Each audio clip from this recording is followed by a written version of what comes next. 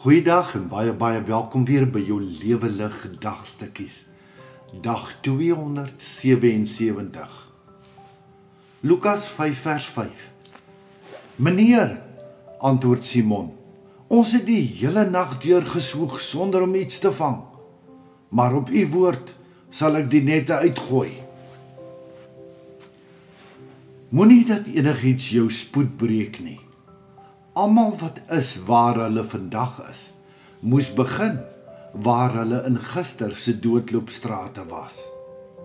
Net omdat u so sê. Ons was almal al daar, daardie plek van genoeg is genoeg.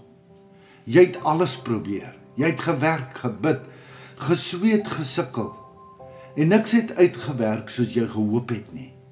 Daai gevoel van, ek kan nie meer nie, nou gee ek moed op, is nie vreemd vir enigiemand nie.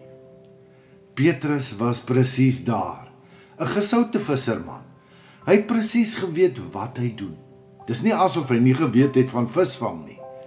Hy het die hele nag probeer, want dis wanneer visvang in daardie tyd eintlik die beste gewerk het, snags.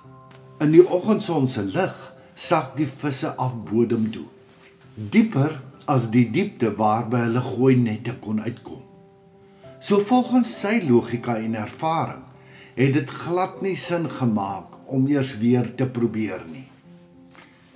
En toe stap daar 'n man, 'n timmerman op die toneel, 'n leermeester, nie 'n visserman nie, en hy sê, gooi julle nette weer uit. Mens kan amper Petrus hoor sê, you must be joking. Hoe hy sy oë rol en sy kop skud. Regtig? Ek is moeg, ek stink na seewater, ek het reeds die nette uitgespoel. Hy sê nie, ja, wat weet jy nou van visvang nie? Daar was iets in die man se sê, wat Petrus se kop gesmokkel het. En toe doen hy die ding, wat sy lewe sou verander. Hy sê toe, net omdat u so sê, en daardie woorde het alles verander. Daardie, net omdat, word die kans vir 'n wonderwerk. Nie net is die nette vol vis nie, maar daar's amper nie genoeg plek in die bote vir alles nie. Petrus se reaksie? Hy val voor Jesus neer en noem hom nie meer net meneer nie, maar Here. Wanneer ek en jy op ons knieë voor Jesus neerval, verander ons woordeskat ook. Wat vir jou sinloos of onprakties lyk, of wat jou kop vir jou sê hoekom dinge nie sal werk nie. Trigger iets wat maak dat jy weer dit doen, omdat dit die keer iemand anders is, wat dit vir jou sê.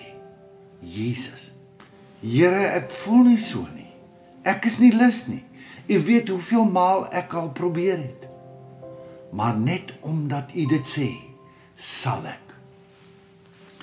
Dalk is jy ook moeg vandag, moeg verwag, moeg verveg, moeg verbid, net om niks te sien gebeur nie. Moeg vir vergifnis gee aan iemand wat jou weer en weer seermaak. Moeg vir vertrou en val, moeg vergee en min terugkry. Dan wil ek jou uitnooi om soos Petrus te sê, net omdat u so sê.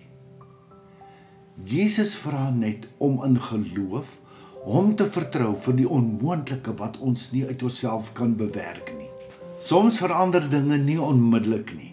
Jy gooi die net uit en dit voel nog leeg, maar dan, ewe skielik, sonder dat jy dit verwag, gebeur die wonderwerk. Nog iets. Die visse was nie daar toe hulle die eerste keer probeer het nie. Die visse het gekom omdat Jesus gesê het, nou. Party deurbrake wag vir God se timing, nie net op wat jy kan doen nie. Hoe meer ons luister na God se stem, hoe meer gebeur die wonderwerke. Iets om oor na te dink. Hoekom dink jy is dit moeilik vir ons om God te vertrou vir die onmoontlike? Wat kan ons doen om God se wonderwerke te begin beleef?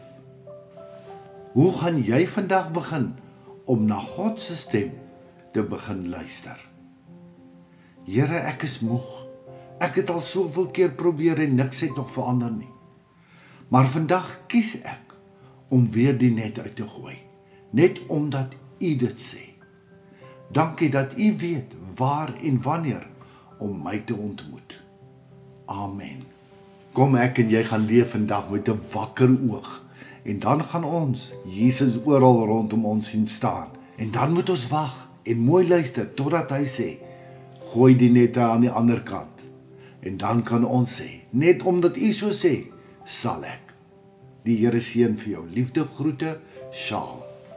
Om elke dag 'n dagstukkie van Lewe Lig per WhatsApp te ontvang, is jy meer as welkom om net jou naam en nommer na die nommer te stuur wat hier vir jou aangedui is. Stuur dit asseblief per WhatsApp.